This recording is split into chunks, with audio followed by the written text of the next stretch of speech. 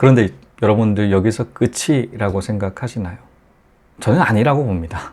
조금 또 꿈틀거리게 되면 바로 직격탄 날립니다. 여러분 부동산 투자 잘하고 있으신가요? 저는 일전에 이런 얘기 드린 적이 있습니다. 자, 수도권 투자 작년부터 그렇게 말씀드렸었죠. 굉장히 신중할 필요가 있다. 신중할 필요가 있다. 자, 이제는 수도권이 아니라 턴어라운드가 될 수 있는 그런 지역들에 지금 들어가 놔야 된다. 자, 이제 길목 잡기라든가 선점 투자 하셔야 된다 라는 말씀 전달드린 적이 있습니다. 자, 그런데 이런 얘기가 굉장히 쉽지가 않았어요. 거의 많은 모든 유튜버들은 서울 투자 올인해야 된다라고 예치고 있었기 때문에 주류와 굉장히 다른 방향으로 저는 저만의 그 발자국을 한 발짝 한 발짝 내딛고 있는 그런 상태였었죠. 좀 외로운 길을 걸어갔다라는 것이 역발상 투자하기 때문에 어쩔 수 없이 느끼는 그 길입니다. 자, 그런데 저는 부동산 강의죠. 1대1로 지금 드리고 있는데, 자, 그분 중에 한 분은 테헤란로의 메이저 은행에 부동산 대출을 담당하시는 분이 신청해 주셨어요. 자, 그분과 이런저런 얘기를 했었었죠. 자, 그러다 보니까 한번 궁금해서 물어봅니다. 현장 내에서 직접적인 그런 대출 담당을 하시다 보니까 현장 내 분위기 어떻냐라고 말씀드리니 이런 얘기 하시더라고요. 확연하게 꺾여감을 느끼고 있다 라는 얘기 하십니다. 현저하게 부동산 투자 문의도 많이 줄어들고, 자, 그런 부분들 직접적인 현장에서 느끼고 있다 라는 얘기 드린 적이 있죠. 그뿐만이 아니죠. 자, 12월 부동산 규제책 발표가 됐습니다. 자, 그런데 그 발표 내용 디테일하게 봐보면 9억 이상이에요. 모든 정책들은 9억 이상입니다. 그리고 가장 큰 타격은 15억 이상에 해당되는 고가 아파트에 몰려 있어요. 자, 여러분 잘 보셨지 않겠습니까? 9억 이상이 아니라고 하게 되면 거의 해당 사항이 없어요. 해당 사항이 거의 없다. 저도 그 정책들을 보니까 저랑은 정말 전혀 영향이 없더라고요. 영향이 있다라고 하게 되면 그 규제책이 아니라 내년부터 시행할 수도 있는 취득세 4% 단기간에 전체적인 단기간 영향이 있다라는 그런 것만 봐왔지, 이번에 규제책 발표됐던 모든 항목들은 저와 연관사항이 없었어요. 없다 보니까 이번 홍남기 경제부총리셨죠. 자, 언론에서 이런 얘기합니다. 9억 이상에 해당되는 30%다. 9억 이상에 되는 아파트는 투기 과열 지역 내에 30%가 있는, 나머지 70%는 대다수가 영향이 없다. 그리고 15%에 해당되는 고가 주택 같은 경우 10%다 라는 얘기를 하시면서 이번 정책은 핀셋 규제의 일환이다 라는 그런 류에 해당되는 얘기 하셨습니다. 자, 문재인 정권에서 일관된 정책 방향을 흘러가게 지금 만들고 있어요. 그 중에 하나는 핀셋 규제책이죠. 핀셋 규제책. 자, 이런 핀셋으로 하나하나 뽑아내겠다라는 그 정책들, 핀셋 규제책이다라는 것입니다. 고가주택에 몰려 있다라는 것이죠. 자, 이번 정책 역시도 마찬가지 고가주택에 몰려 있음을 확연하게 알 수가 있다라는 것이죠. 그런데 여러분들 여기서 끝이라고 생각하시나요? 저는 아니라고 봅니다. 조금 또 꿈틀거리게 되면 바로 직격탄 날립니다. 직격탄 뭐가 있을까요? 여러분 잘 아시죠? 공시지가 현실화. 자, 강남 상구 위주 뿐만 아니라 급등 지역 위주로 해서 그렇게 공시지가 현실화 한다라고 했습니다. 공시지가가 어디에 영향을 미치냐?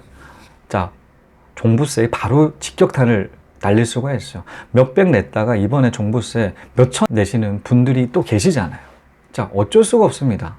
자, 종합부동산세 피하는 방법, 이때까지 임대사업자를 등록하면 됐는데, 자, 서울 같은 경우는 84m 제곱 이하 그리고 6억 이하에 해당되는 그 아파트만 임대사업자를 등록했을 때 종부세가 면제예요. 그 이상 되는 6억 이상이 된다거나 아니면 대형주택에 해당되는 그 아파트라고 하게 되면 종부세 면제 아니다 라는 것이죠. 고가주택 같은 경우는 굉장히 공시지가에 직접적으로 이 종부세가 정해지다 보니까 근간에는 공시지가가 근간이 된다라는 것이죠. 근데 지금 같은 경우는 한 60% 정도에 그치고 있는 것 갖다가 현실화시킨다라면, 공시지가를 현실화시킨다라면 세율이, 자, 재산세 같은 경우는 0.1%가 최소예요. 최소 세율인데, 자, 종부세 같은 경우 최소 세율이 0.5%예요. 5배가 차이가 납니다. 종부세 같은 경우는 급격하게 올라가요. 가격이 높으면 높을수록, 공시지가가 높을수록 엄청나게 급격하게 올라간다라는 것이죠. 자, 그런 것만큼 공시지가까지 현실화를 시키는 그 작업까지 한다면 좀 살 떨린다. 왜냐하면 저 같은 경우도 이번에 종부세, 자, 임대사업자 등록 안 했기 때문에 한 700 정도 냈어요. 자, 700 정도 내다 보니까 이걸로 버틸 수가 없다. 임대사업자 등록을 일부는 해놨었죠. 자, 그것만큼. 근데 저 같은 경우는 자, 1억 이하, 뭐 2억 이하, 많다고 하더라도 3억 이하에 해당되는 아파트이다 보니까 피할 수가 있다라는 부분인데, 고가주택 같은 경우 피할 방법이 없다라는 거죠. 매도해야 되는데.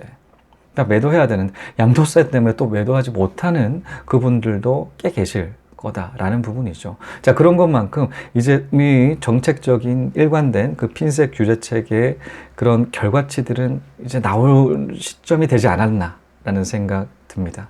그래서 저 같은 경우는 계속 저는 수도권 투자 관심 없다라고 말씀드렸습니다. 이미 올랐다라고 판단을 했기 때문에 관심 없는데 그런 의미에서 그 2014년부터 지방 소도시에 투자를 했었었죠. 자, 그런데 그 결과치 2019년 상반기 상승률 우리나라에서 1위를 달성한 그 지역이 광양이에요. 광양이 지방 소도시임에도 불구하고 상승률은 1위라는 것이죠. 그 차에 그 갭 투자랑 했던 그 금액과 11배 정도 올랐던, 가장 많이 오른 그 금액, 그 물건 같은 경우 11배 정도의 수익을 냈었죠. 그러니 지방이라고 하더라도 안 오른다라는 그 편견, 조금 다르게 좀 생각해 보실 필요가 있지 않을까라는 생각 들고, 그뿐만이 아니죠. 저 같은 경우는 작년 9월 달부터 제 책에서도 말씀드렸던 그 지역에 하나 둘씩 투자하고 있어요. 자, 이 수익, 사실 작년 9월 달부터 지금까지 계속 투자를 하고 있는데, 작년 9월 달에 투자를 했던 그 물건, 최초 지점에서 투자했던 그 물건 같은 경우는 수익률 얼마 정도 생각하냐? 최소 10배입니다. 최소 10배였고, 지금 같은 경우는 최소 10배, 제가 계산을 했던 바로 본다라고 하게 되면 15배 정도 올라간다.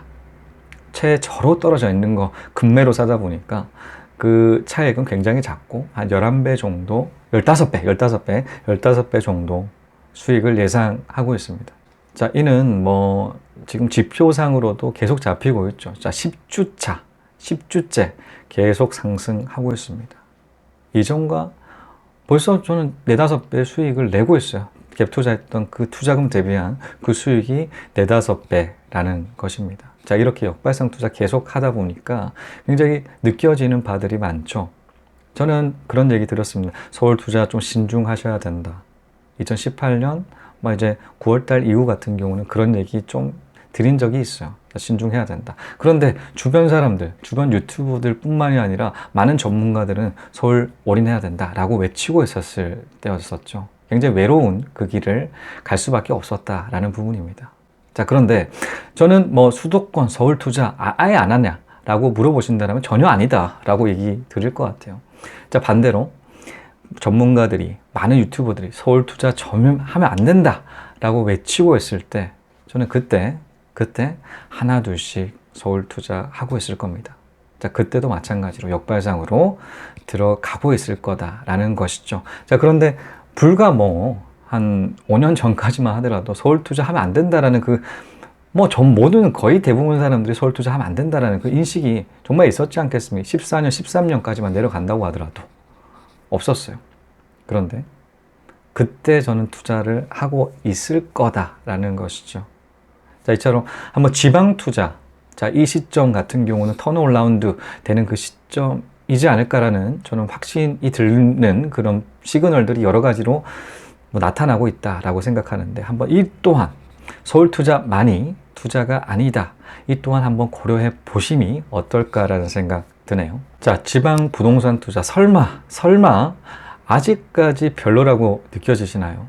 는 여기까지였습니다. 시청해 주신 여러분 감사합니다. 다음 시간에 또 뵙겠습니다.